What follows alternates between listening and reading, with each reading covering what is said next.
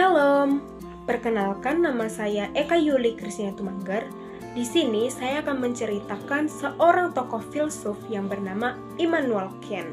Immanuel Kant adalah seorang filsuf besar asal Jerman yang lahir pada 22 April 1724 di Königsberg, Prusia Timur. Ia berasal dari keluarga sederhana yang taat beragama Lutheran. Didikan keluarganya yang religius membentuk dasar moral dan pandangan hidupnya di kemudian hari. Sejak muda, Kant dikenal sangat disiplin, tekun belajar, dan memiliki rasa ingin tahu yang tinggi terhadap ilmu pengetahuan. Immanuel Kant menempuh pendidikan di Universitas Königsberg dengan jurusan teologi. Namun, minatnya kemudian berkembang ke bidang matematika, fisika, dan filsafat, terutama setelah mempelajari karya Isaac Newton. Setelah ayahnya meninggal, ia sempat berhenti kuliah untuk membantu kebutuhan ekonomi keluarga. Tetapi akhirnya berhasil menyelesaikan studinya dan menjadi dosen, lalu profesor filsafat di universitas yang sama pada tahun 1770. Ia menghabiskan seluruh hidupnya di Königsberg hingga wafat pada tahun 1804. Dalam dunia filsafat, Kant dikenal sebagai pelopor filsafat kritis. Karya terbesarnya Critique of Pure Reason atau Kritik atas Nalar Murni, mengubah arah pemikiran filsafat barat. Ia berusaha menjembatani antara rasionalisme dan empirisme, dua aliran besar pada masanya.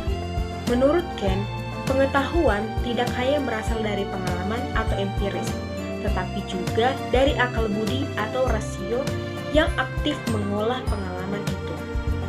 Dalam bidang etika, Kant menegaskan bahwa tindakan manusia harus dilandasi oleh kesadaran moral dan kewajiban, bukan karena keuntungan pribadi. Ia juga menekankan bahwa setiap manusia memiliki martabat dan nilai yang tinggi, sehingga harus diperlakukan sebagai tujuan, bukan sebagai alat.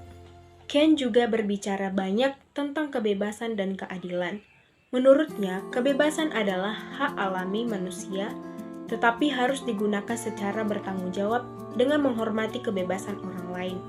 Dalam politik, ia mengembangkan gagasan pemisahan kekuasaan atau trias politika untuk menjaga keadilan dalam masyarakat.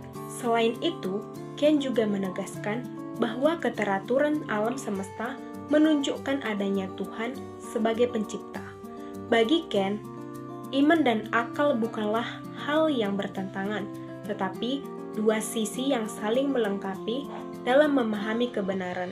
Dari tokoh filsuf Immanuel Kant, saya dapat belajar bahwa akal budi harus menjadi dasar dalam berpikir dan bertindak. Setiap manusia memiliki martabat yang tinggi dan harus dihormati.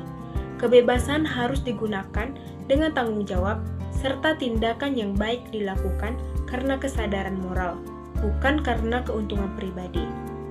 Ia juga mengajarkan pentingnya pendidikan dalam membentuk pribadi yang luhur dan berpikir kritis, bahwa keteraturan alam menunjukkan adanya Tuhan sebagai pencipta, dan bahwa iman serta akal dapat berjalan seimbang dalam kehidupan manusia.